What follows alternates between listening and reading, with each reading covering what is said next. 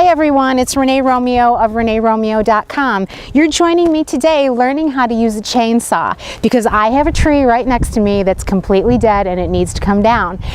This tree was planted last year and the people that planted it on my behalf broke a sprinkler line underneath it and actually flooded out the tree, so they wound up killing it.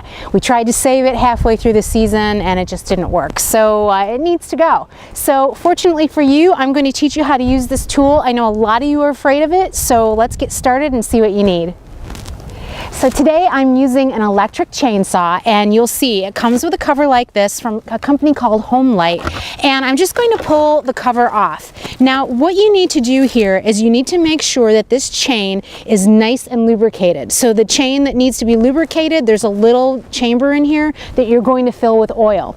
Now fortunately for me, and this is a great thing for you to do if you want to upcycle some used oil, I've got used oil here and I'm just going to fill this reservoir with some used oil because all you're doing here is lubricating the chain. Whoops.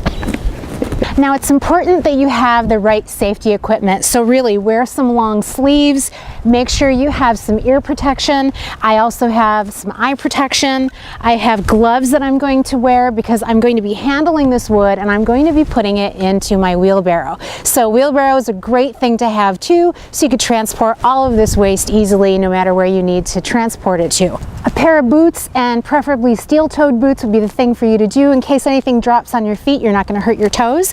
And you know what? The thing about this machine is that there's an area here. I've got a little guard on the end, and this is really going to protect me from actually getting that entire blade into the tree. You always want to have your eye on the edge of this blade because this is the area of the blade that's the most dangerous. This is the kickback area, and that's why they have this little safety kind of boot on the end here so that you can't penetrate the entire branch or tree all at once and have the machine kick back on you. So this is really a great feature of this machine. I really prefer to have electric because I think that it's not running constantly, and when you release the trigger on the handle, the machine shuts off. So that's a really great safety feature for you too. So please don't be afraid of this. If you just go nice and slow, don't fight the machine, let the machine do the work for you. You're not going to be forcing anything here. You're just going to let the machine kind of take care of business all by itself.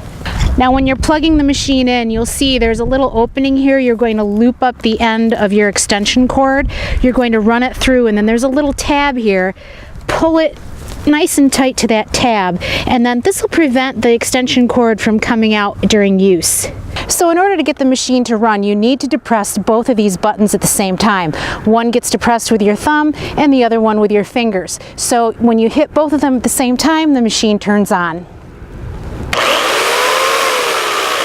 So this tree has a 3-inch trunk at the bottom, and at the top it's probably only about 1.5 inches. So what I'm going to do is, I'm right-handed. I'm going to make sure that the trunk is to the left-hand side of the blade as I take it down. I'm going to take all these little branches off first so that I have access to the trunk.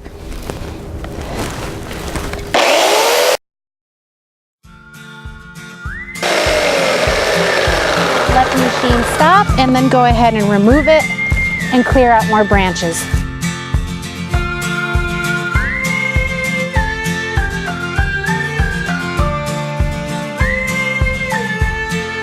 Make sure you remove any ropes or any kind of tie down that you have on your trees. You don't want that getting caught up in your machine. So now comes the fun part. So we're just going to make a 70-degree cut into the base of this tree, and I'll show you. We're going to cut a little wedge out of it.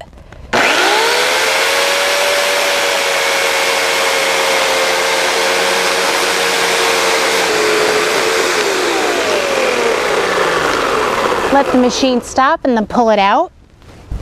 Now here's another mistake that probably cost this tree its life, is to not trim away the burlap barrier after you plant it. This really needs to be cut away so that the tree can breathe, and it never was. So it really didn't have a chance at all of surviving. So at this point I'm going to make a horizontal cut, and I'm going to meet up the bottom of that cut. You can kind of see it over here. I'm going to try to meet it up and get that chunk out of there.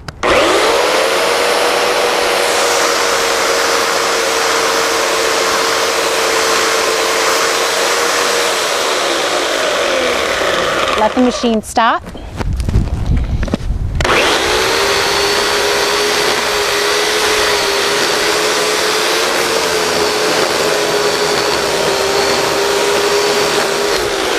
go.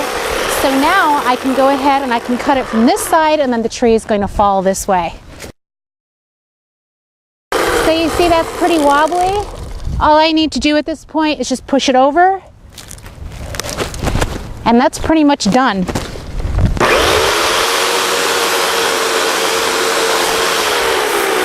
I have the whole tree trunk propped up on the edge of the wheelbarrow, and I'm doing this so that I can get a nice straight cut through this without it getting caught up on the ground.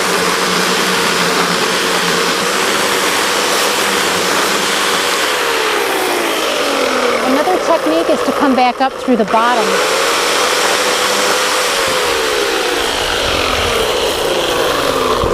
And you see, there is a reason why you need steel toe boots, because one of these can fall on you and hurt your foot. And I'd like this stump out of here as close to the ground as possible. So I'm going to make a horizontal cut about as far down as I can get.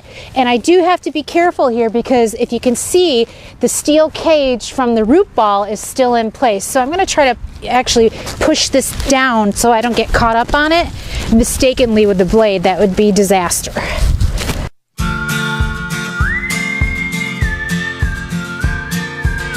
And there we go. We could go ahead and actually pack the mulch back up and have this look just like new. Well, I've unplugged it and I'm going to go ahead and clean it off, and that's really what you want to do to get you many years of use out of this wonderful tool. And just a quick FYI, this is a 16-inch blade, but I wouldn't cut any trunk larger than 12 inches because you need the tip to kind of stick out and you need some maneuverability. So maybe it's a good thing to start out with a small tree like I did and work your way up from there. And trust me, when you do this, you're going to love it, and you're going to go around your yard looking for all kinds of things to trim. Trees, shrubs, whatever. So it's a lot of fun, and I know you're going to love it too. So this is Renee Romeo of ReneeRomeo.com. Please, if you like this, go ahead and share it with your friends, subscribe, follow, and I appreciate any comments you have for me. I'll go ahead and answer them. And please don't be afraid of this wonderful tool. I love mine, and I know you'll love yours.